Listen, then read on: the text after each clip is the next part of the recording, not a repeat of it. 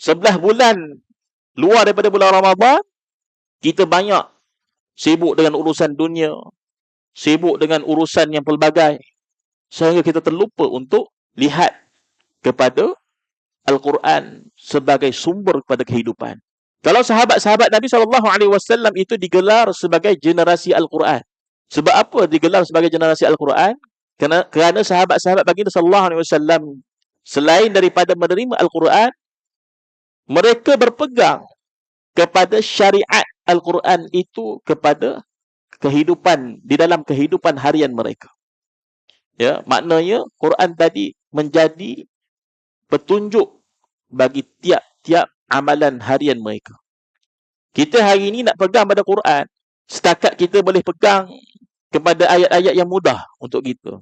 Tapi sahabat tidak. Sahabat melaksanakan keseluruhan Al-Quran.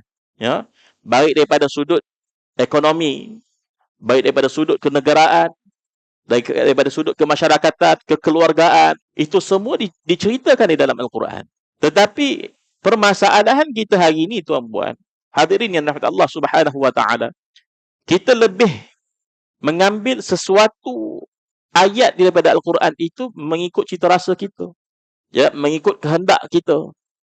Seandainya ayat tersebut bertepatan dengan kehendak kita, kita beriman. Sebagai contoh apa? Ayat poligami. Ayat poligami ni kita cukup beriman. Fankihu ma taba lakum minan nisa'i mathna wa thulatha wa ruba' fa in khiftum alla ta'dilu fawahidah. Kita beriman sungguh dengan ayat Quran bab poligami.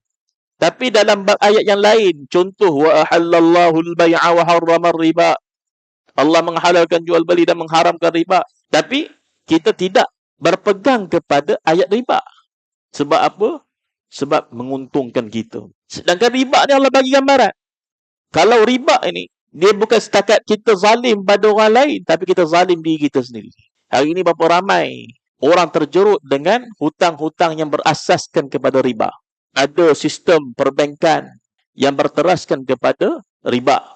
Dan bila mana riba tersebut menjadi bahagian daripada muamalah kita, maka itulah yang menyebabkan hati kita gelap. Sebab Allah bagi tahu tadi, Quran ni sebagai hidayah. Lepas pada tu menjadi petunjuk, pembeza di antara yang hak dan juga batil.